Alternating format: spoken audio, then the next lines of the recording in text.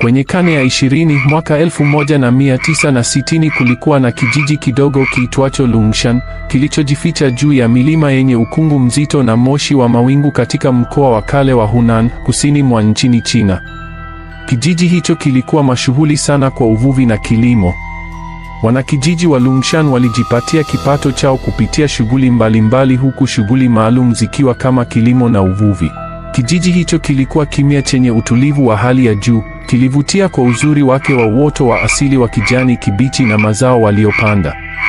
Pia kulikuwa na sifa nyingine nyingi, ikiwepo na watu wa kijiji hicho kuishi kwa umri mrefu kutokana na kutumia mitishamba kwa sana, kula vyakula visio na mbolea zenye kemikali, hawakuwa wakila nyama nyekundu kabisa. Samaki pekee ndo ilikuwa kitoweo chao cha kila siku. Lakini na zile panda shuka za milimani za kila siku ilikuwa ni sehemu ya mazoezi tosha kwao. Hivyo katika kijiji cha Lungshan palikuwepo na wazee wengi wenye nguvu, afya nzuri na wenye hekima na busara ya hali ya juu sana. Lakini nyuma ya sifa hizo zote nzuri za kijiji cha Lungshan na wanakijiji wake, palikuwa na siri nzito iliyojificha. Ndani ya kijiji hicho kilichopo mbali pembezoni mwa nchi ya China, kilichopo juu ya milima mikubwa, kulikuwapo na pango kubwa sana lililoitwa Zengpian. Pango hilo lilibeba siri kubwa sana. Watu wa kijiji hicho waliliogopa na kuliheshimu sana pango hilo. Ilisemekana kuwa na joka kubwa sana ambalo ilikuwa na pete ya dhahabu mwishoni mwa mkia wake. Pete hiyo ilisemekana kuwa kubwa, yenye uzito unaofanana na kichwa cha mtoto mdogo mwenye umri wa mwaka 0 hadi mwaka 1. Pete hiyo iliitwa pete ya utajiri wa milele. Wazee na wanakijiji wa hapo walilitumia pango hilo kama sehemu ya kufanyia kafara za kijiji, kwenda kuomba mvua, lakini hata kwenda kutoa shukrani pindi tu wanapomaliza kufanya mavuno yao au msimu wa kuvua samaki wengi ziwani. Pango hiyo lilitukuzwa na kufanywa kama sehemu tukufu. Palikuwa mahala pa ibada pia, ilikuwa ni sehemu muhimu sana kwao. Haikuishia hapo. Onyo kubwa lilikuwa likitolewa kutoka katika uongozi wa kijiji hicho mara kwa mara kwamba ni marufuku kwa mtu yoyote ambaye hakuwa na mamlaka kufika karibu na pango hilo, kuingia au kufanya kitu chochote kile bila idhini au ruhusa kutoka kwa uongozi wa kijiji. Wanakijiji wa Lungshan waliishi kwa furaha sana, lakini pia walionekana kutii masharti, amri na sheria zote zilizotoka kwenye ngazi za juu za uongozi wa kijiji mpaka ngazi ya chini ya uongozi wa kijiji. Baada ya miaka kadhaa kupita, kijiji cha Lungshan kilipata sifa ya kuwa sehemu nzuri ya kivutio cha utalii na kilipata watalii wengi sana. Ukiachilia uzuri na utulivu wa kijiji hicho, pia wanakijiji wa Lungshan walikuwa wakarimu sana.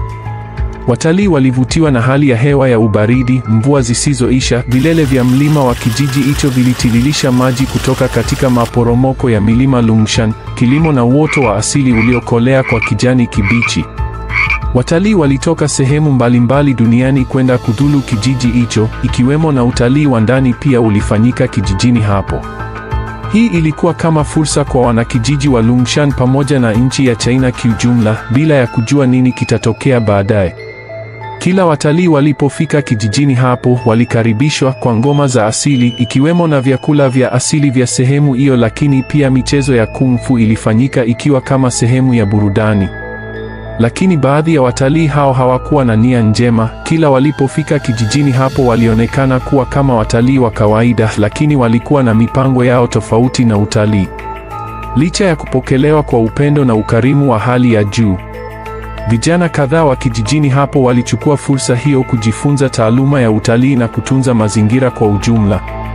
Akiwemo kijana mmoja aliyeitwa Liam. Liam alifanya vizuri katika masomo yake ya sekondari na alichaguliwa kujiunga na masomo ya chuo kikuu katika chuo cha Shandong University, kilichopo mji mwingine mbali kidogo na kijijini kwao Lungshan. Liam aliwaahidi wazazi wake na serikali ya kijiji kuwa atajitahidi kwa kadri ya uwezo wake wote afanye vizuri, ili arudi nyumbani kuwasaidia wazazi wake na kijiji cha Lungshan katika maendeleo ya kijijini hapo na serikali ya China kwa ujumla. Liam aliweza kuchukua shahada ya masomo ya utalii, misitu na mazingira. Alifaulu vizuri na kwa haraka alirejea nyumbani. Kwa uwezo wake mkubwa wa darasani na uzoefu wa maisha ya kila siku, Liam alikuwa akikifahamu kijiji cha Lungshan vizuri sana, hivyo aliweza kushirikiana na serikali ya kijiji katika kufanya shughuli za utalii kijijini hapo kwa uweredi mkubwa sana. Baada ya miaka kadhaa baadaye, sekta ya utalii ilionekana kukua sana katika kijiji cha Lungshan. Serikali kuu ya China iliamua kupitisha rasmi suala la utalii kwa sababu Lungshan ilikuwa ni sehemu muhimu sana iliyochangia kukua kwa uchumi wa nchi kupitia pesa za kigeni zilizotokana na shughuli ya utalii.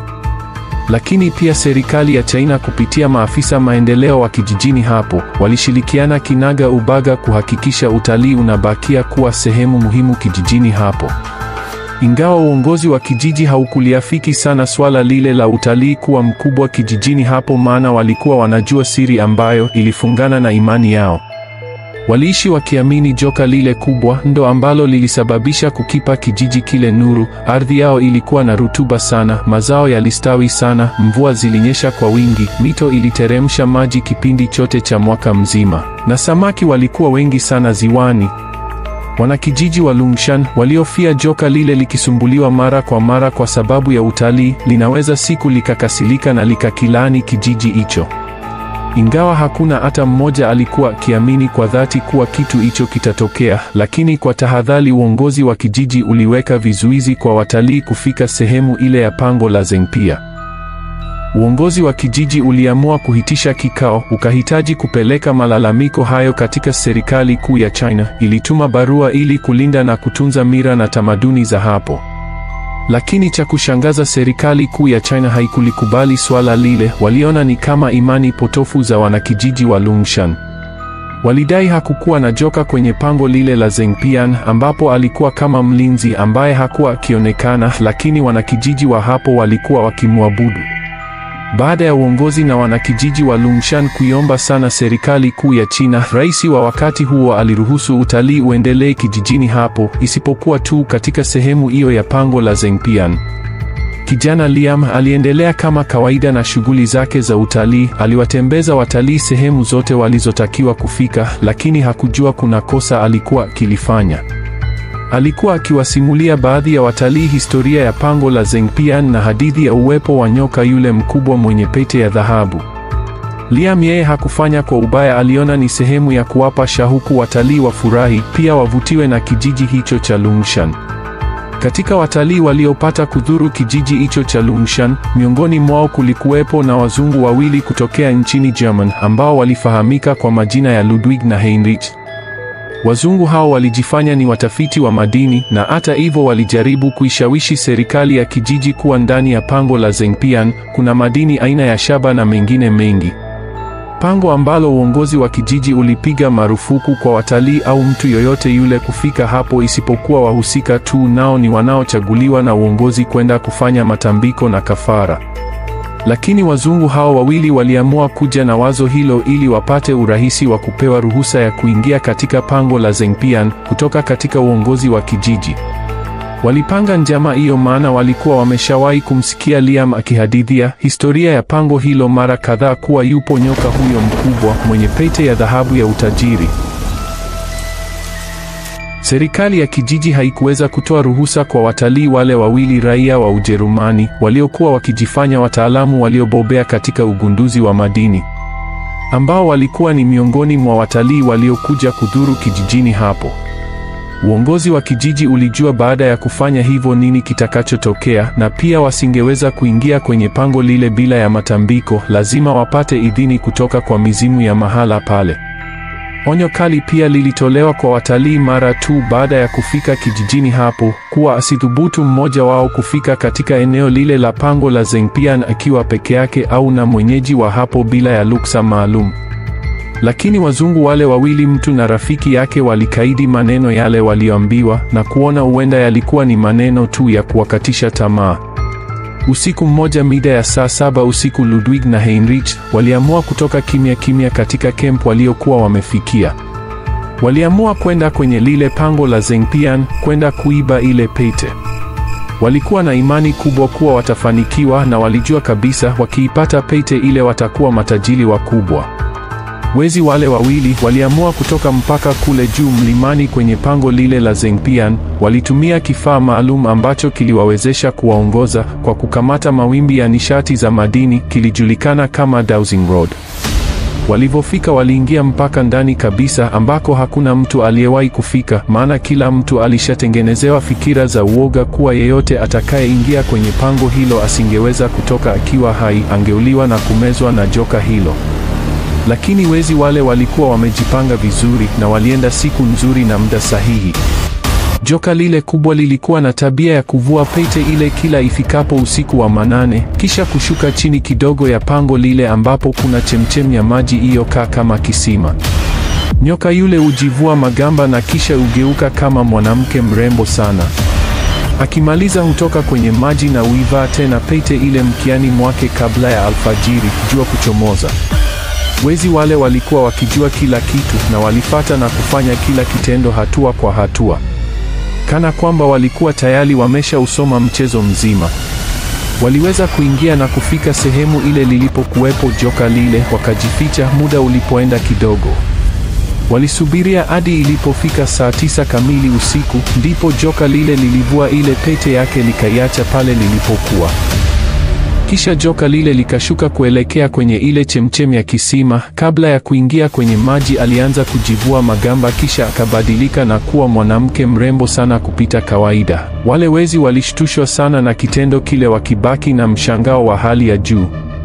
Uzuri wa yule mwanamke ulimchanganya sana Heinrich, kiasi kwamba alipigwa na butwaa kwa nusu saa nzima, huku Ludwig akiwa anamshtua kuwa wafanye haraka wachukue pete ile na waondoke haraka bila ya kuchelewa. Walitoka wakafika mpaka pale pete ilipo. Wawili wale walipatwa na mshangao mkubwa kuiona pete ile ya ajabu. Ilikuwa kubwa, nzuri, inang'aa sana. Ilikuwa ni ya dhahabu yenye nakshi za almasi zikizunguka pembeni mwa pete hiyo. Wezi wale hawakupoteza muda, waliibeba pete ile na kuiweka kwenye begi lao. Haraka walitoka lile eneo huku wakiwa wananyata. Walipofika mbele kidogo, wakakuta njia tatu, wakasahau ni njia ipi waliokuja nayo. Mara wakaanza kubishana huku wakitoa sauti kana kwamba wamesahau kuwa bado wapo ndani ya pango lile. Wakati wakiendelea kugombana, Ludwig alimwambia mwenzie, hapa tukikosea hatutaweza kutoka tena kwenye pango hili, ndo itakuwa mwisho wetu. Baada ya kusema maneno hayo, Ludwig aliingiza mkono wake mfukoni ili atoe kifaa cha mwelekeo wa dira ili aone kama kitawasaidia kutoka nje, ila kwa bahati mbaya kikadondoka chini. Na hapo ndipo joka lile likasikia na kujua kuwa kuna kitu hakiko sawa. Alitoka haraka kwenye maji. Alipotoka akajibadilisha haraka kurudi katika umbile lake la nyoka. Aliangalia pete yake, lakini alikuwa ameshachelewa. Pete ilikuwa imechukuliwa. Nyoka yule mkubwa alilia kwa nguvu, kwa ukali na kwa hasira nyingi sana. Sauti ile ya ukali ilisikika pale kijijini kote, mpaka kijiji cha pili. Watu waliamka kwa uoga wakijiuliza ilikuwa ni kitu gani hicho. Nyoka yule alizidi kuwa mkubwa zaidi. Kwa hasira alizokuwa nazo alifoka kama anataka kupasuka mwili, kisha akabadili umbile lake kuwa dragon mkubwa sana mwenye mabawa. Kisha alitoka pale alipo. Wezi wale walipigwa na mshangao na sauti ile kubwa ya yule nyoka. Walipatwa na uoga, kila mtu alikimbia kupita njia yake. Dragon yule mkubwa alipata hasira zaidi baada ya kuwaona wezi wale. Alipiga kelele nyingine kubwa. Kelele ile ilitoka na mungulumo mkubwa ikiambatana na tetemeko la ardhi. Kisha alitema moto mkubwa sana.